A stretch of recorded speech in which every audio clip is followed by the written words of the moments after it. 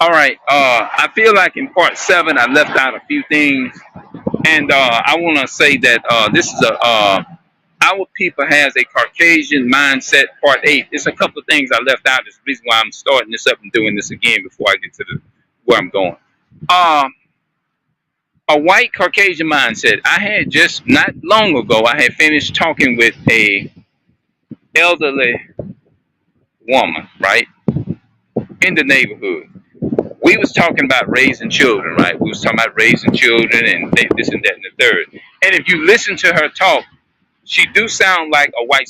If you literally, if you wasn't really, if you couldn't see her physically, but if you actually heard the voice of her, you would really think that you would really probably in your mind, this is a Caucasian talking like this because that's how it sounds. Uh, they say things like, "Well, I know I done raised children, and all children you don't have to beat them," and just saying things like that without even knowing the context to what you're saying. Uh, we didn't say that you have to approach them with a switch or a rod all the time.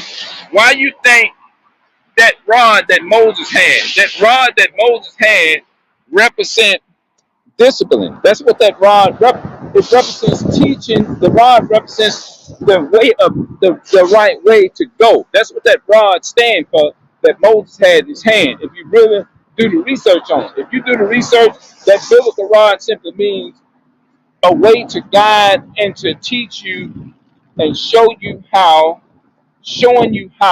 to keep the commandments of the Lord. That's what that rod does. The rod represents pointing in the right direction. That's what the rod represents. That's why God always allowed Moses is to use that rod.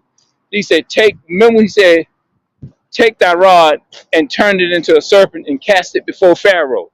All of that. You remember the rod? That represents leading the right way. That's what that rod is. That's what today we don't have no physical rod in our hand, but the rod that we carry would be the commandments of God, bro. Then one of those rods would you go to First Kings chapter 2, verses 1 and 2. It says, I go to the way of all the earth, be thou strong and show thyself a man, and this and that and the third, and walk in all of the commandments of the Lord. That's what that rod is. That rod of discipline is teaching them the commandments. So when that elder, when the sister said that in the neighborhood, this is no disrespect to her now. I'm like, what is she talking about? Do she even know what she's saying? You see what I'm saying? Because if you really truly got the Most High God in you, you're gonna teach. You're gonna teach your kids. You know what I mean? Of course, the so-called the Esau, the Esau, the race of Esau, don't believe in that type of thing. They're not gonna do that. So I'm like, it's like in my mind, I be wondering like, what Bible is that? What kind of Bible they read? Because it sure ain't the God of Abraham, Isaac, and Jacob. It ain't the God of Yah. Because he tell you is to keep them commandments, and the commandments represents that rod. The commandment that Moses had, the rod that he had represents the rod pointing in the right direction. It represented the commandments of God. That's what the rod stood for. That's what it represented. That's what it stood for. It stood for this is the way. Walk in it. You see what I'm saying? And that's what that rod stood for. And God showed, yeah. Well, I'm not gonna get off into that part. I'm just gonna stick with this end.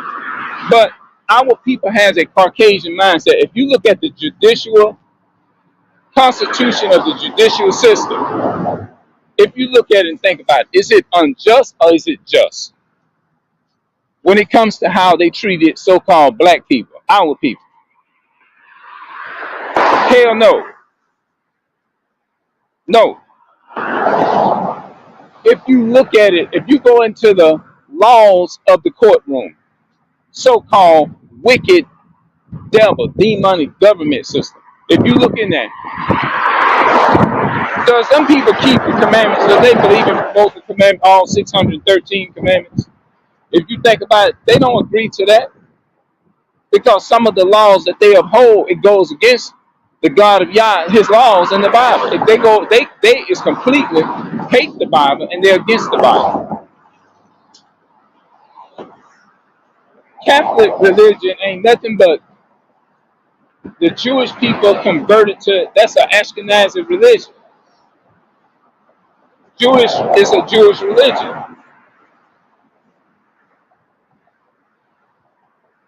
It's a convert religion. Yeah. So our people, you can be. See, we think it's all about skin color. No, it's not about skin color. It's about nation. Because colors, people come in all different flavors and colors on this planet. Esau come in all different flavors and colors. You don't have to be a so-called, you don't have, your skin pigmentation ain't got nothing to do with you determine whether you are a black person or a so-called white person. Because you got people skin darker than mine. They are from the nation of Esau. You'll be surprised. Dark skin doesn't always mean that you are colored skin does not always determine whether we gonna be on one accord or we gonna speak the same way. You got people darker than me, lighter, darker, way darker than me. You would think you talking to a Caucasian, and you just probably is because it ain't got nothing to do with the color.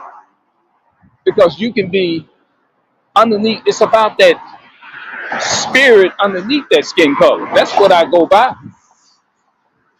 What matters is what comes out of your mouth will determine who you are and what you belongs to.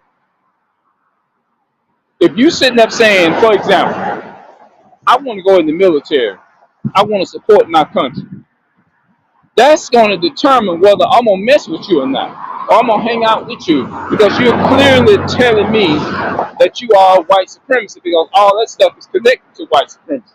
When you think about the army and all that old kind of shit. Yeah. Yeah, when you think about the army, the military, you don't think about, I don't think of, when I was 17, right? When I thought of the military or the army or whatever, I always had an odd, weird feeling about that. I said, I don't want to be involved in that. You know what I mean? As a child, as a baby, I understood. As a teenager, I knew I couldn't make out out of why I was feeling that way, why I was thinking that way, but I always felt something weird about the army, military stuff. It just didn't feel right to me. You see what I'm saying? It doesn't represent that. When I think of military, I think of Hitler, Adolf Hitler. I think of I think of unjust shootings. I just think of anything that support white supremacy.